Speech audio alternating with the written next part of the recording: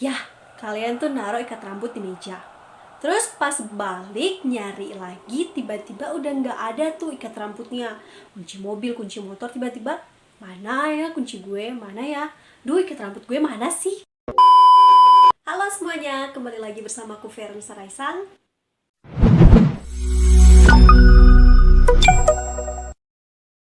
Oke guys, jadi di video kali ini kita bakalan belajar bagaimana cara mengingat sesuatu dengan lebih mudah dengan cara menulis. Atau lebih tepatnya melatih kemampuan berpikir, melatih kemampuan mengingat kita dengan cara menulis. Pastinya di pikiran kalian sekarang tuh, ya pastinya yang Fern bakalan bilang tuh, ya tulis schedule, ataupun mungkin tulis daftar kegiatan atau hal-hal yang bakalan kita lakukan di hari esok maupun di hari-hari akan datang. Kayak gitu pastinya ya kan, ayang aku. Tapi sekarang tuh beda sih. Sekarang tuh aku bakalan ngejelasin gimana kita bisa melatih kemampuan berpikir kita, melatih daya ingat otak kita dengan cara menulis jurnal harian. Penasaran gimana? Tonton keseruannya. Tonton terus video ini sampai selesai dan jangan di skip supaya informasinya bisa tersampaikan dengan lebih baik. Nggak ada yang terlewatkan dan bisa diterima dengan lebih jelas. Oke? Nah oke, jadi sebelum kita membahas lebih jauh dan membahas lebih banyak terkait dengan bagaimana cara kita mengembangkan otak kita atau melatih daya berpikir kita dengan cara menulis jurnal harian, terlebih dahulu kita bakalan bahas tentang apa itu mengingat. Kita harus mulai dari awalnya dulu, dari dasar-dasarnya ya kan guys, supaya itu lebih terstruktur gitu loh. Jadi pertama kita bakalan bahas tentang mengingat. Nah, secara teori, mengingat ini didefinisikan sebagai sebuah aktivitas yang dilakukan seseorang untuk mengkonstruksikan. Nah, kalau menurut Kamus Besar Bahasa Indonesia, mengkonstruksikan ini adalah sebuah kata yang diartikan sebagai sebuah susunan. Atau secara umumnya kayak gini nih, mengingat tuh diartikan sebagai sesuatu yang kita lakukan untuk memikirkan secara tersusun tentang apa aja yang udah kita lewati di masa lalu, yang akan kita lalui di masa sekarang, dan yang akan kita lakukan di masa depan, kayak gitu loh. Nah contohnya kayak gini, kalau misalkan suatu waktu kita tiba-tiba disuruh buat nulis pengalaman kita, atau misalkan hari-hari kita buat sebuah diary. Nah, di situ kita membuat otak kita bekerja untuk menyusun kembali hal-hal apa aja yang kita lakukan. Secara umum tuh kayak kita memikirkan misalkan jam 7 pagi gue ngapain ya? Jam 8 tadi gue ngapain aja ya? Jam 12 tadi gue makan gak sih? Kayak gitu. Kita memikirkannya dari awal dan kemudian berstruktur sehingga tersusun dengan lebih baik. Kayak gitu. Nah, pernah gak sih kalian tuh tiba-tiba masuk dalam rumah atau mungkin masuk dalam kamar, terus naruh kunci mobil, kunci motor, ataupun mungkin buat cewek-cewek nih yang sering terjadi, ya kalian tuh naruh ikat rambut di meja. Terus pas balik nyari lagi, tiba-tiba udah nggak ada tuh ikat rambutnya. Kunci mobil, kunci motor, tiba-tiba mana ya kunci gue, mana ya? Duh, ikat rambut gue mana sih? Kayak gitu loh. Dalam artinya tuh lupa gitu naruhnya di mana. Oh my god, gue sering kayak gitu, siapa lagi ikat rambut, ikat. Dan ya, pas lagi nggak dicariin, tiba-tiba nongol nih barang. Kan kayak, sebenarnya hal itu emang bisa terjadi. Karena kenapa? Karena di otak kita itu ada yang disebut dengan ingatan memori jangka panjang dan ingatan memori jangka pendek. Nah, biasanya hal-hal yang tersimpan di memori otak jangka panjang adalah segala sesuatu yang kita lakukan dan kita perhatikan dengan baik. Atau dengan kata lain tuh, itu terjadi di saat otak kita benar-benar fokus buat hal itu gitu loh. Contoh misalkan pengalaman buruk. Biasanya pengalaman buruk itu adalah hal yang sering tersimpan di otak kita. Biasanya pengalaman buruk ini seringkali susah buat dilupain, atau pengalaman-pengalaman atau momen-momen penting yang terjadi dalam hidup kita, biasanya hal itu sering tersimpan di memori otak jangka panjang. Biasanya pelajaran-pelajaran yang kita pelajari dengan baik, dengan fokus, biasanya itu tersimpan di memori otak jangka panjang. Nah, tapi segala sesuatu yang tersimpan di memori otak jangka panjang kita tidak bersifat permanen. Sekalipun ada yang memang udah kata mereka tuh di luar kepala, tapi ada beberapa hal yang ternyata memang masih bisa kita lupakan. Tapi kalau untuk durasi waktu berapa lama hal itu tersimpan di otak kita, itu aku nggak tahu sih. Cuma intinya tuh segala sesuatu yang tersimpan di memori otak jangka panjang itu ada beberapa hal yang sebenarnya masih bisa kita lupakan. Nah, seperti contoh yang aku sebutin tadi, kalau misalkan kita belajar dengan serius, kita fokus benar-benar buat belajar, biasanya ingatan itu tersimpan di memori otak jangka panjang. Tapi, jika kita tidak belajar terus-menerus, misalkan hari ini belajar, besok belajar, lusa belajar, tapi nanti belajarnya lagi 2 bulan depan, 3 bulan depan, yang kayak gitu, atau nggak konsisten belajarnya, ya pastinya pelajaran kita tuh dan semua yang kita pelajari di saat itu, sekalipun fokus, ya pastinya itu bakalan pudar lah. Nggak bakalan keinget terus-menerus, tapi kemudian hari pasti masih bisa ingat, tapi kayak tinggal samar-samar kayak gitulah, ngerti nggak sih?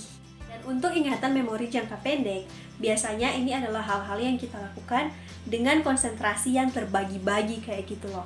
Misalkan seperti yang aku contohin tadi, kita masuk kamar atau masuk dalam rumah, tiba-tiba naruh kunci mobil, kunci motor, ataupun mungkin ikat rambut di sembarang tempat. Kita cuma asal naruh, tapi pikiran kita tuh nggak fokus di situ.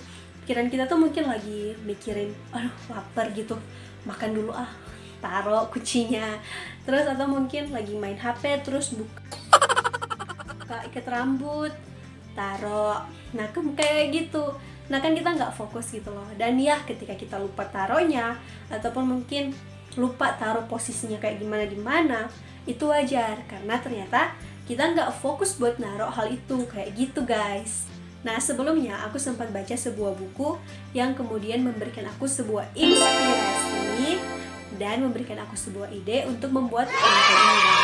Nah di buku itu tuh dijelaskan bahwa ada salah satu cara yang bisa kita lakukan untuk mengembangkan kemampuan berpikir kita atau bisa melatih daya ingat kita dengan cara membuat jurnal harian. Ya kalian pasti tahu dong apa itu jurnal harian. Jurnal harian itu seperti sebuah jurnal yang kita buat dengan menuliskan hal-hal apa aja yang terjadi dan kita lakukan di hari itu atau di setiap harinya. Ya namanya juga harian ya kan, jadi pasti di setiap hari.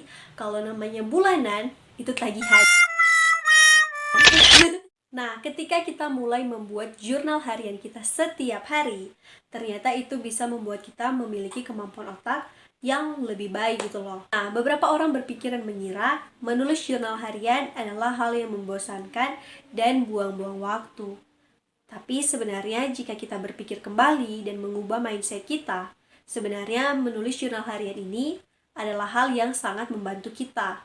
Membantu kita untuk meningkatkan cara berpikir otak kita dan meningkatkan juga daya ingat kita. Karena kenapa? Karena dengan menulis jurnal harian, kalau bicara jurnal harian artinya tuh kita menulis hal-hal apa aja yang kita lakukan dan kerjakan, pikirkan di hari itu ya kan. Nah, kita akan mulai mengingat kembali hal-hal apa aja sih yang udah terjadi dan kita kerjakan.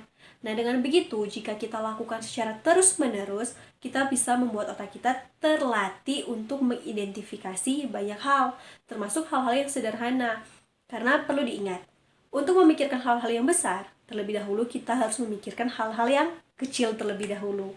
Seperti contoh, untuk memecahkan masalah besar, pasti kita harus mulai untuk memecahkan masalah-masalah yang kecil dulu dong. Karena ketika kita mulai dari hal-hal kecil, kita bisa memecahkan hal-hal yang lebih besar, kayak gitu. Nah, selain membantu kita untuk mengingat beberapa hal dengan lebih mudah, dan juga membantu kita untuk mengidentifikasi banyak hal yang terjadi, menulis jurnal harian juga akan merangsang otak kita dan cara berpikir kita, atau menstimulus otak kita.